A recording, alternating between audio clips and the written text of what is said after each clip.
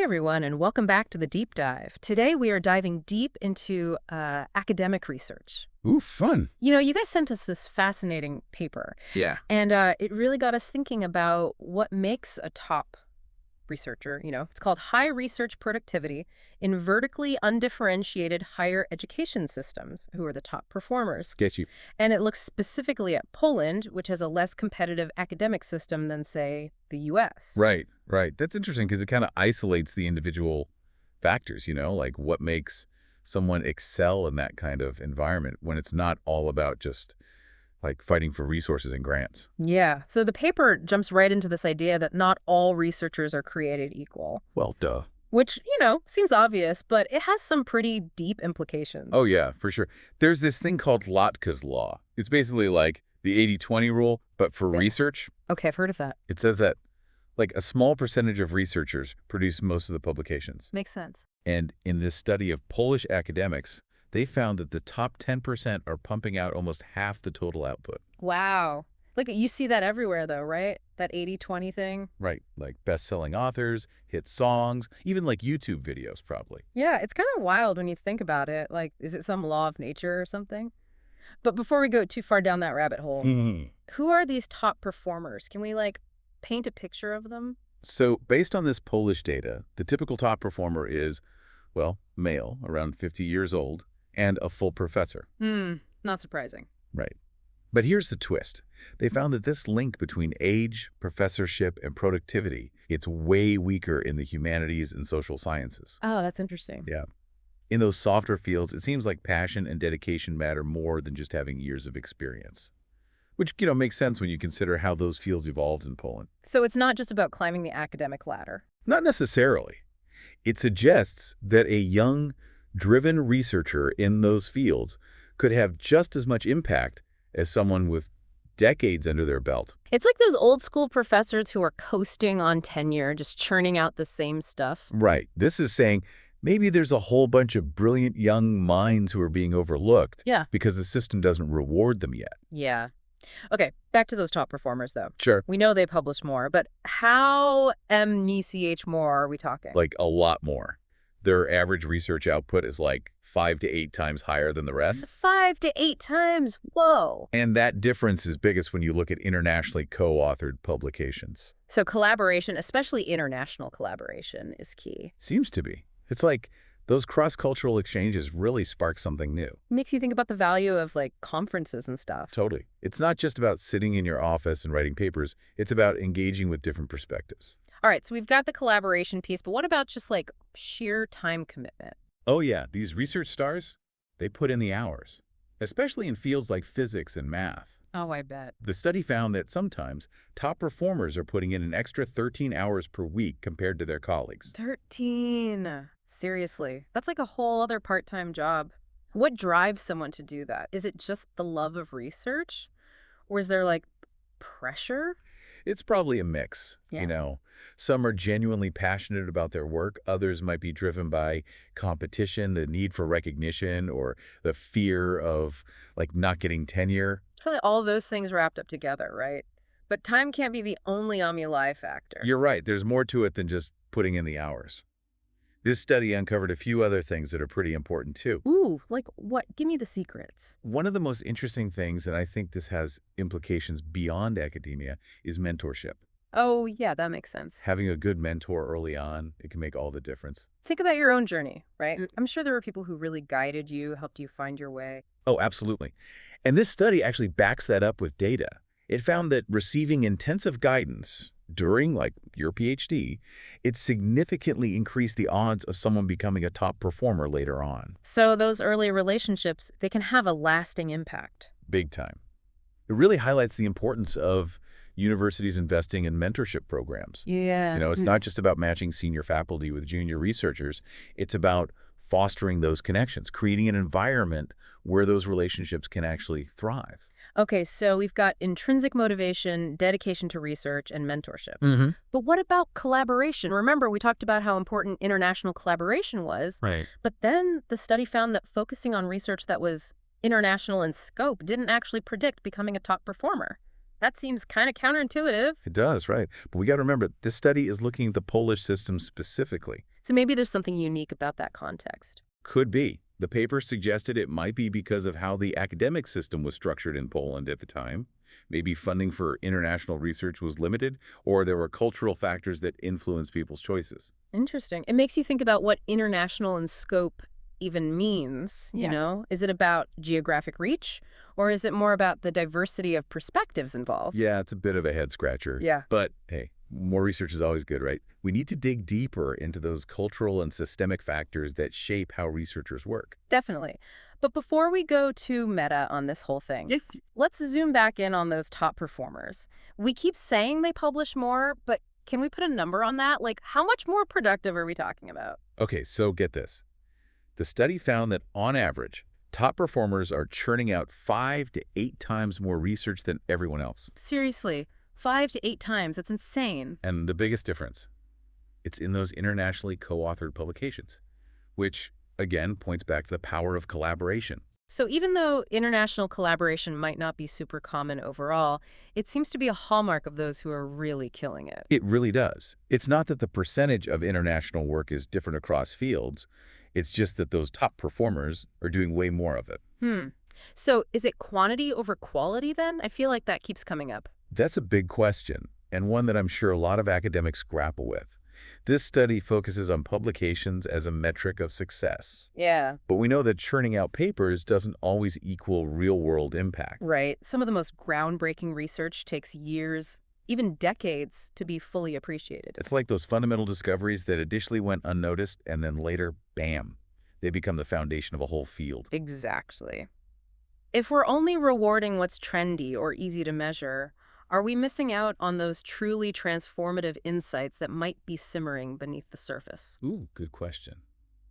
Maybe we need to find better ways to explain the value of those slow-burning research projects, the ones that don't fit neatly into the existing system. It's like we need to value the process as much as the product, right? Absolutely. And maybe, just maybe, if we start to change our perspective on what success looks like in research, we might see a shift in that skewed distribution too. Yeah. If we value different types of contributions, different timelines, maybe we'll see a wider range of researchers thriving. Exactly. And who knows what amazing discoveries might come from that. It's like we're planting seeds for a more vibrant and intellectually diverse research world, one that's not just focused on churning out papers. It's a journey, not a destination. Yeah. You know, it's about embracing curiosity, challenging those assumptions, and always pushing the boundaries of what we know. Well said. And on that note, I think it's time to wrap up this part of our deep dive. But stick around because we've got so much more to explore. We're going to dive into the nuances of mentorship, talk about what this all means for the future of research, and of course, tackle that big question. Quantity versus quality. Can't wait. Welcome back to the deep dive. Before we, took a little break there, we were talking about how institutional factors didn't seem to have a huge impact on individual research productivity, at least in this Polish system. Right. But I'm really curious to hear more about what does set those top performers apart, and especially that whole mentorship thing. Oh yeah, the mentorship piece is huge. You know, we talked about that top 10% of researchers pumping out almost half the publications. Yeah, like the superstars. So it turns out that's not just a Poland thing. This paper actually cites other research in Norway and Italy too. Mm-hmm. And they found the same thing. A small group of researchers consistently produces a disproportionate amount of the total output. So it's like a pattern across different systems. It seems to be, Yep. which, makes you wonder if there's something inherent to research itself that leads to this kind of uneven distribution. Yeah. Are some people just wired to be more productive researchers? Or is it something else? That is the million-dollar question, isn't it? And I think this paper gives us some clues, even if it doesn't have all the answers. Okay, I'm all ears. Well, remember how we talked about research orientation? Like how much a researcher values and prioritizes research. Yeah. The study found that top performers, they rank research really high. It's a central focus for them. So it's not just about clocking in the hours, it's about a genuine drive to do the research. Exactly. They even found that in the Polish context, if you're mainly interested in teaching, Yeah. that basically excludes you from being a top performer. Wow, that's pretty harsh. That's so much for the well-rounded academic. ideal. Right. It really makes you question that whole publish or perish mentality. Is that actually good for research in the long run? Or is it just, creating this pressure cooker environment that doesn't actually lead to better science? Maybe it's pushing out some people who could be making really valuable contributions, but they're just not playing that game. Exactly. Okay, but, getting back to that human element we were talking about. Mentorship stuff. Yes. That was honestly one of the most fascinating findings to me. The data clearly showed that if you get really good guidance during your PhD, Hmm. it significantly increases your chances of becoming a top performer later on. Makes sense, right? Having someone to guide you, show you the ropes. It's more than that, though. Mm. It's not just about like technical skills or knowledge. It's about having someone who believes in you, who pushes you, who helps you find your own path. No, totally. Like I had this mentor early in my career, and she really challenged me to think differently, to question everything. See, that's exactly what good mentorship can do. It gives you that confidence, that support, especially when you're just starting out. And this study is saying that can have a ripple effect throughout your entire career. Exactly. And it's a big reason why universities need to invest in good mentorship programs, not just, slapping a senior faculty member and a junior researcher together and calling it a day. It's about creating those genuine connections, right? Yes. Okay, so we've got intrinsic motivation, dedication to research, and mentorship. The trifecta. Pretty much. But what about collaboration? Remember we talked about how important international collaboration was. Right. But then the study found that focusing on research that's like international in scope wasn't actually linked to becoming a top performer. Yep. That was a bit of a head-scratcher, I'll admit. It seems counterintuitive. You'd think aiming for a broader impact would be a good thing. Right. But again, we got to remember the context. This is all about the Polish system. So maybe there's something specific to how things work there. That's what the paper suggested. Maybe funding for international research was limited back then, or there were cultural factors that influenced researchers' choices. It also makes you wonder, what does international in scope even mean? Is it about the topic itself? Or the makeup of the research team? Or the potential audience? It's not so clear-cut. Exactly. We need more research on this for sure, to really tease apart those cultural and systemic factors that shape how researchers decide what to work on. For sure. Okay, but before we go too deep down that rabbit hole, Hee hee. Always another rabbit hole. can we just, quantify this whole top performers publish more thing? We keep saying it, but how much more are we talking? Okay, so brace yourself. On average, top performers are producing 5 to 8 times more research output than other researchers. No way. 5 to 8 times. Come on, that's going to be some kind of mistake. Nope, that's what the study found. And the biggest difference, yet again, is in those internationally co-authored publications. Which makes sense, right, given what we've been saying about the power of collaboration. Totally. So even though international collaboration might not be super common overall, it's clearly a defining feature of those who are really excelling. It's like if you want to be a research rock star, you got to go global. Pretty much. But here's another interesting wrinkle. Top performers are responsible for almost 60% of all internationally co-authored publications in Poland. Wow, so they're not just doing more, they're dominating that specific type of output. Exactly. And that pattern, it's consistent across all disciplines too. So it's not just a, hard sciences thing or whatever. Interesting. So are we back to quantity over quality then? I feel like that's the theme of the day. Well, it's a tricky question. This study, it uses publications as the main way to measure success. Yeah. But we know that churning out papers doesn't always translate to real impact. Right. Sometimes those really groundbreaking discoveries, they take years, even decades, to be fully recognized. It's like, think about those foundational discoveries that were initially ignored or even ridiculed. Mm-hmm. And then years later, they become the bedrock of a whole field. Like paradigm shifting stuff. Exactly. Mm-hmm. So if we only reward what's trendy or easy to measure right now, are we missing out on those truly transformative insights that might take a while to emerge? It's like we're so focused on the short-term wins that we're neglecting the long game. Maybe.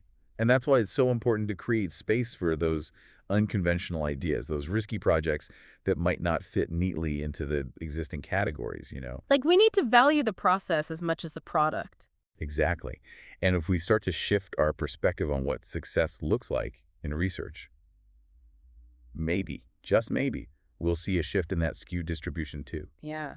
If we value different kinds of contributions, different timelines, different approaches, Maybe we'll see a wider range of researchers thriving. Exactly. And who knows what incredible discoveries might come from that. It's like we're planting seeds for a more vibrant and intellectually diverse research world, one that's not just focused on pumping out papers. Love that analogy. It's a journey, not a destination, right? It's about embracing curiosity, challenging assumptions, and constantly pushing those boundaries. Couldn't have said it better myself. Yeah. All right, so before we get too carried away with all these big ideas, let's talk about something that caught my eye in the paper. The distribution of research productivity. What's that all about? Yes. The shape of success, as they call it. Okay, so I would assume that research output follows, like a bell curve, right? Yeah, you'd think so, wouldn't you? Most people clustered around the average, a few outliers at the top and bottom. Yeah, the classic normal distribution. But nope, that's not what they found. Turns out the distribution is highly skewed, which means there's this long tail on the right side. So there's a small group of researchers who are way, way more productive than everyone else. Exactly. And here's the kicker. That skewness, it's not just when you look at all academics together. It's also there when you just look at that top 10% of performers. So even within the superstars, you've got a subset who are just off the charts. Yep. The paper even says that the upper 10% are as internally stratified as the other 90%. That is wild. It really drives home this point that research success isn't just about, talent or hard work. There's something else going on, some combination of factors that creates these research superstars. And that, my friend, is what we'll be exploring in the next part of our deep dive. We'll unpack the nuances of mentorship, talk about what this skewed distribution means for the future of research, and, of course, tackle that age-old debate, quantity versus quality. I am on the edge of my seat. And we're back. Okay, so that whole skewed distribution thing. It kind of freaks me out a little, Like, Is the system rigged or something? I mean, it definitely raises some questions about, fairness and access. Are we inadvertently favoring those who are already set up to succeed? Right. And are we using the right metrics to measure success in the first place? Oh, here we go. The age-old debate.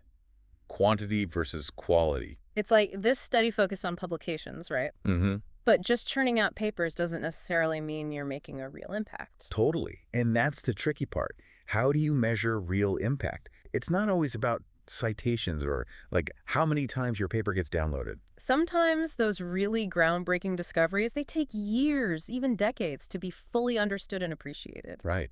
Imagine if those early researchers who were messing around with electricity had been pressured to publish a certain number of papers per year. They probably would have missed out on some key insights, Totally. It's like we need to create space for those slow burns.